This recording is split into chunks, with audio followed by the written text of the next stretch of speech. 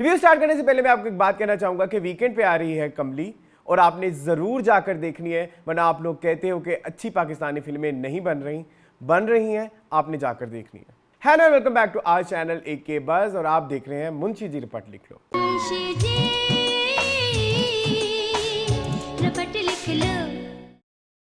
और आज हम जिस प्रोजेक्ट पर रपट लिख रहे हैं वो है एक अदद फीचर फिल्म जिसका नाम है कमली, जिसको डायरेक्ट किया है सरमद सुल्तान खूसट ने, जिसकी राइटर हैं फातिमा सितार, जिसकी कास्ट में शामिल हैं सबा कमर, सानिया सईद, निमरा बुच्चा, उमैर राना, अदील अफजल, ईमान शाहिद एंड डेब्यूटांट हमजा ख्वाजा। इस फिल्म की कहानी मेहरबानों की शॉर्ट स्टोरी पर मबनी है जो कि बयान करती है love, pain, compassion and human desires, और इन्हीं एहसासात का पागलपन ही कहानी के हर किरदार को कमली बनाता है। सो रिव्यू का सिलसिला बाकायदा स्टार्ट करते हैं। सबसे पहले हम गुड्स को डिस्कस करेंगे और फिर हम बैड्स को डिस्कस करेंगे। सबसे पहला जो गुड इस मूवी में मुझे नज़र आया है वो है अदाकारों की एक्टिंग की जहां हम बात करते हैं तो हमें यहाँ पे बड़े बड़े स्टार नज़र आते हैं, जिनमें है सानिया सईद हैं, सबा कमर है, उमैर राना है, निमरा बुच्चा हैं, लेकिन हर एक्टर ने अपने किरदार को बखूबी निभाया है। एक सेकंड के लिए भी आपको ऐसा फील नहीं होता कि आप सबा कमर को देख रहे हैं या सानिया सईद को देख रहे हैं या निमरा बुच्चा, वो आपको बिल्कुल ऐसे लगता है कि आप कहानी का कोई किरदार देख रहे हैं।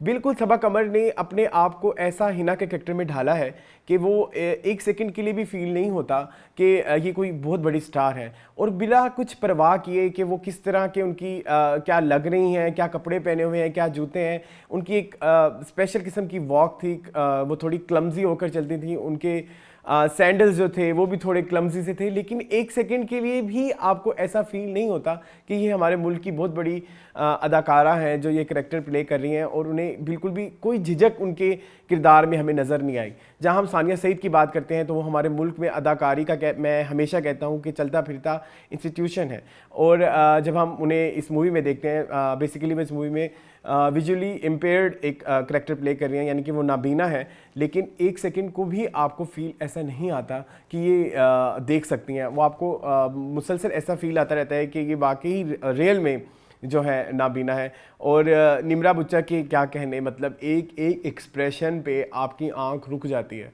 और आप जो है इतने उसमें इन्वॉल्व हो जाते हैं उनके फीलिंग्स के साथ, उनके इमोशंस के साथ, और इनको बखूबी जो है स्क्रीन पर प्रेजेंट किया गया है। और एक चीज़ एक्स्ट्रा मैं ऐड करना चाहता हूँ, सानिया सईद और निमरा बुच्चा, इससे पहले जब फिल्म देखने से पहले मेरा ये मानना था कि जैसे हम हमेशा कहते हैं कि फ़िल्म की एक्टिंग जो है वो थोड़ी उसकी पेस हाई होती है। I was little bit confuse कि शायद फिल्म के कैनवस को निमरा बुच्चा और सानिया सईद की एक्टिंग शायद जस्टिफाई ना कर सके, क्योंकि उनकी एक्टिंग थोड़ी सटल होती है, लेकिन एक सेकंड को भी आपको फील नहीं हुआ कि उन्होंने एक्टिंग जो है काफ़ी सटल की है या काफ़ी ड्रामा वाली की है। आपको भरपूर फिल्म की फील आती है इस फिल्म से। इसके अलावा डेब्यूटांट हमजा ख्वाजा उनकी पहली फिल्म थी, लेकिन कहीं से भी ऐसा हमें फील नहीं आया कि ये उनका पहला प्रोजेक्ट है, और कहीं से भी एक्टिंग में उनके झोल नज़र नहीं आता। सो यस, एक्टिंग जो है वो हमारा पहला गुड पॉइंट है। सेकेंड जो इसका गुड पॉइंट है वो है इसका screen play and story and characters. एक एक करके बात करते हैं। यूजुअली मैं हमेशा कहता हूँ कि हमारी कहानियाँ बहुत अच्छी होती हैं, लेकिन हमारी स्क्रीन प्ले जो है वो अक्सर मार खा जाते हैं, इसलिए शायद हमारी कहानी फ्लो में नहीं लगती। लेकिन इसका एक एक सीन ऐसे लिखा गया है कि जैसे वो उस सीन उस वक्त उसकी रिक्वायरमेंट थी, यानी कि उस सीन के बगैर वो मूवी अधूरी होती। एक एक सीन की इम्पोर्टेंस है और एक एक सीन एक फ़्लो में चलता है, आप कहीं पे भी बोर नहीं होते। 2 घंटे एंड समथिंग लाइक 10-15 मिनट की ये मूवी है, लेकिन आपको एक भी मिनट आपको ऐसा नहीं होता कि आप मूवी से डिस्कनेक्ट हो गए हैं। सो ये एक अच्छे स्क्रीन प्ले की निशानी होती है। सेकंड, जहाँ मैं स्टोरी की बात करता हूँ तो इस तरह के टॉपिक्स, इस तरह के सब्जेक्ट्स हमारे यहाँ बहुत कम बने हैं, और इवन जब हमारा सिनेमा बहुत अरूज में भी था तो इस तरह के टॉपिक्स को बहुत ज़्यादा छेड़ा नहीं गया। So kudos to Fatima Sattar जिन्होंने इस तरह के सब्जेक्ट पे मूवी बनाई और एक एक्सपेरिमेंट किया जो कि इंशाल्लाह कामयाब होगा अवाम में भी। थर्ड, मैं बात करना चाहूँगा करेक्टर्स के बारे में। जब आप करेक्टर्स देखते हैं, आप हिना का करेक्टर देखते हैं, आप अमलतास का करेक्टर देखते हैं, आप सकीना का करेक्टर देखते हैं, आप जीनत का करेक्टर देखते हैं, उनके करेक्टर्स में आपको इतने शेड्स नज़र आएंगे कि एक भी सेकंड के लिए आपको ऐसा फील नहीं होगा कि ये करेक्टर जो है ह्यूमन साइकी से जुदा है। आप कभी उनसे नफरत भी करेंगे, आप उनसे प्यार भी करेंगे, आप उनके लिए कंफ्यूज भी हो जाएंगे जैसे वो कंफ्यूज स्क्रीन पे नज़र आते हैं। तो राइटर को बहुत बहुत ज़्यादा यहाँ पे शाउट आउट देना चाहिए कि जिसने इतनी कह लीजिए कि डेप्थ के साथ स्टोरी लिखी, करेक्टर्स लिखे और स्क्रीन प्ले लिखा। सो screen play, story and characters हमारा सेकंड गुड पॉइंट है। थर्ड जो हमारा गुड पॉइंट है वो है म्यूज़िक, बैकग्राउंड स्कोर और कोरियोग्राफी।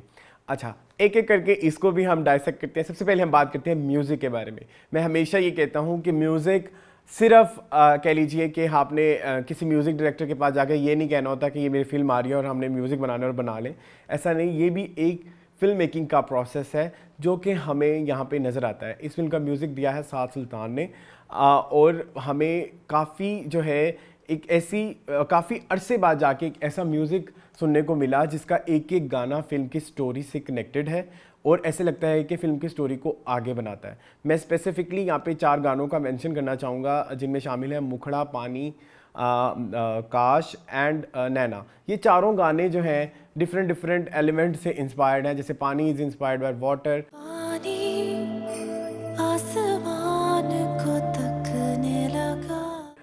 मुखड़ा is inspired by earth,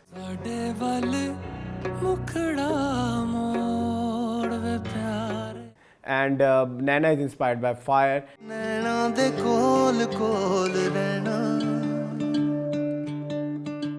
and काश इज़ इंस्पायर्ड बाय एयर। काश कोई जाने, काश कोई जाने। और अब ये चारों एलिमेंट्स को देख के जब आप स्टोरी के साथ इनको लिंक करते हैं तो आपको प्रॉपर इन गानों की जगह नज़र आएगी स्टोरी में कि ये गाना पानी वाला कहाँ आना चाहिए, आग वाला कहाँ आना चाहिए। सो इन गानों की रेलेवेंस स्टोरी के साथ कनेक्टेड लगती है। और मैं एक चीज़ और भी ऐड करना चाहूँगा कि इसको देखने के बाद मुझे पुराने ज़माने वाले म्यूज़िक डायरेक्टर्स और डायरेक्टर की एक कोऑर्डिनेशन नज़र आई है। जैसे मैं इधर एक दो का जैसे मैं इधर मेंशन करना चाहता हूँ ख्वाजा खुर्शीद अनवर और मसूद परवेज़ की मूवीज़ को, जहाँ हम कोयल, इंतज़ार और ज़हर इश्क की बात करते हैं तो वहाँ हमें लिटरली फ़ील होता है कि म्यूज़िक डायरेक्टर और डायरेक्टर की बैठ के कोई ना कोई एक कोलैबोरेशन हुई है और जिस पे ये म्यूज़िक सारा डिज़ाइन किया गया है। गाने के लिरिक्स भी, गाने की फ़ील, फिल्म की इमोशंस के साथ आपको बहुत ज़्यादा कनेक्ट करते हैं।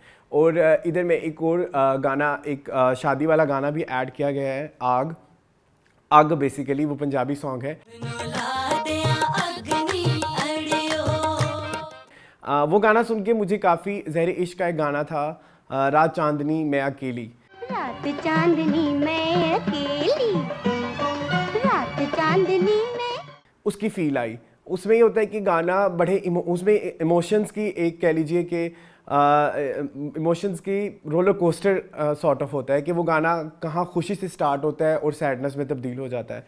बिल्कुल आग जो गाना था उसमें भी आपको वो रोलर कोस्टर आप एक्सपीरियंस करेंगे, कहाँ खुशी का मंजर होता है और ये एकदम सैडनेस में तब्दील हो जाता है। सो येस, म्यूज़िक जो है हमारा एक गुड पॉइंट है। इसके अलावा म्यूज़िक के साथ बैकग्राउंड स्कोर इतना ज़्यादा हॉन्टिंग, मैजिकल और मेस्मराइजिंग है कि आप खो जाते हैं ओवरऑल कमली की फील में। और इसके अलावा कोरियोग्राफी मैं ये नहीं कहूँगा कि बहुत ज़्यादा कह लीजिए कि ओवर द टॉप थी या ऐसी थी कि मतलब जैसे हम यूजुअली डांसेस देखते हैं, लेकिन इस तरह की कोरियोग्राफी थी कि उन्होंने बहुत सटल खेला है। मतलब अगर आपसे बहुत ज़्यादा कोरियोग्राफी नहीं हो पाती लेकिन इतनी भी हो जाए कि वो इम्पैक्टफुल लगे तो वो मुझे काफ़ी इम्पैक्टफुल लगे। ख़ासकर मैं मुखड़ा में मेंशन करना चाहूँगा कि जो उन्होंने दिखाया है एक शेर और हिरनी वाला एक कोऑर्डिनेशन दिखाई गई है सबा कमर और हमज़ा के दरमियान, इट वाज़ वेरी ब्यूटीफुल। और yes, choreography, background score and music हमारा थर्ड गुड पॉइंट है। फोर्थ जो हमारा गुड पॉइंट है वो है सिनेमेटोग्राफी।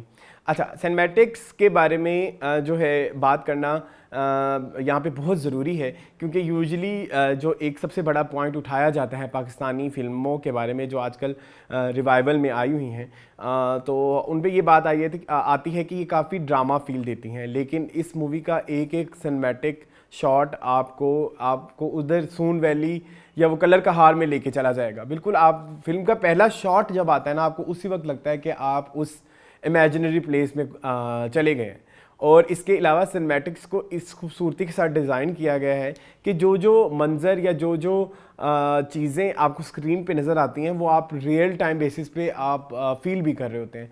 यूजुअली जैसे 8D मूवी होती है या जिसमें कहा जाता है कि अगर बारिश भी हो रही होती है तो आपको बारिश भी फील होगी। सो लिटरली ये हुआ है। आपको जो एक इन्वायरमेंटल फीलिंग है सिनेमैटिक्स के थ्रू भरपूर आपने फील की है इस फिल्म में। सो सिनेमेटोग्राफी हमारा 4th गुड पॉइंट है। 5th जो हमारा गुड पॉइंट है वो है इसकी प्रोडक्शन वैल्यू। आपको कहीं पे भी कोई भी प्रोडक्शन फ्लॉ नज़र नहीं आता।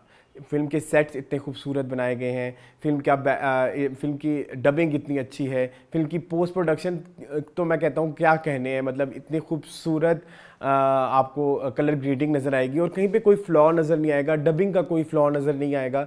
आपको सेट्स में जो है एक स्पेशल कलर पैलेट नज़र आएगा जो कि थ्रू आउट द मूवी चलता है और उस कलर पैलेट को ध्यान में रखते हुए ही ओवरऑल शॉट्स भी डिज़ाइन किए गए हैं। आपको फिल्म मेकिंग का कोई फ्लॉ यहाँ पे नज़र नहीं आता। तो मैं एक चीज़ और भी कहना चाहूँगा कि गमली जो है आने वाले फिल्म मेकर्स के लिए एक बहुत बड़ा मतलब एजुकेशन का ज़रिया भी बन सकती है। यानी कि एक कह लीजिए कि इसको देखकर बहुत सारे लोग बहुत कुछ सीख सकते हैं। सो येस, प्रोडक्शन वाइज भी ये मूवी काफ़ी बेहतर थी। सो प्रोडक्शन भी हमारा एक गुड पॉइंट है। Last but not the least, direction. जब हम सभी डिपार्टमेंट्स की बात कर रहे हैं तो हम डायरेक्शन को इस वक्त ज़रूर ऐड करना चाहेंगे कि हमें काफ़ी अरसे बाद एक ऐसी मूवी नज़र आई जिसमें ऐसा लग रहा था कि डायरेक्टर ने एक एक डिपार्टमेंट को बड़ी खूबी से मैनेज किया है और हर जगह में अपनी डायरेक्शन जो है वो दी है और वो प्रॉपरली एग्जीक्यूट की हुई नज़र भी आती है।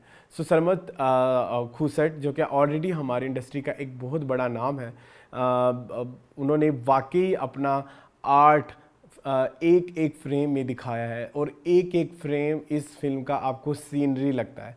आपको हर फ्रेम में छोटी छोटी माइनर डिटेल्स में भी आपको मेहनत नज़र आती है।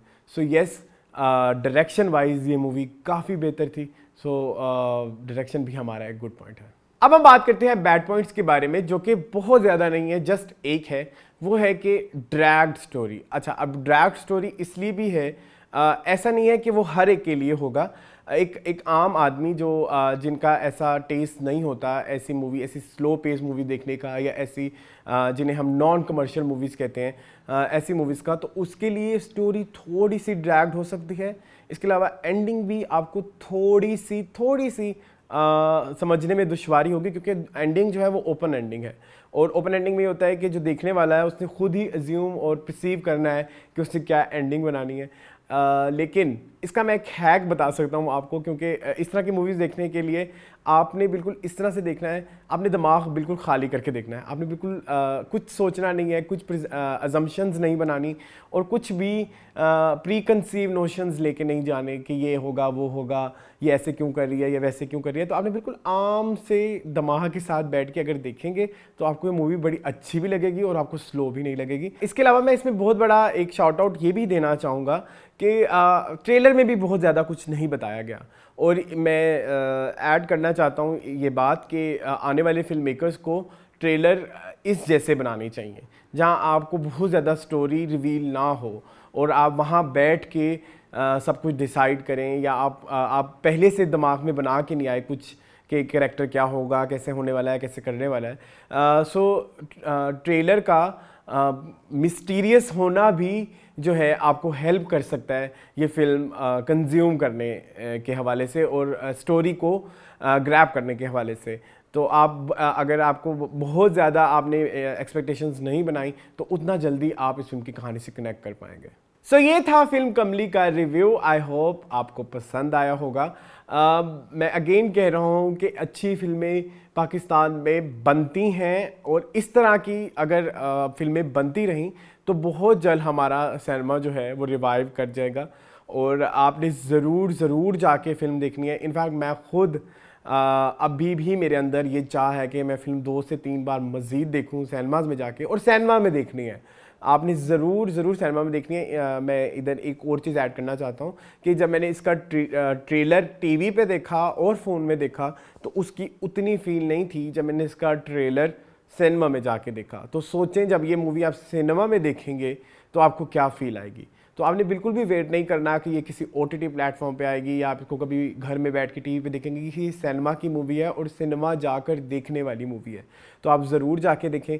और अगर मैं इस मूवी को रेट करना चाहूँ तो मैं इस मूवी को दूंगा 4.5 स्टार्स आउट ऑफ 5। मज़ीद इस तरह की वीडियोज़ देखने के लिए हमारे चैनल को सब्सक्राइब करें। Thank you for watching this video. अल्लाह हाफ़िज़।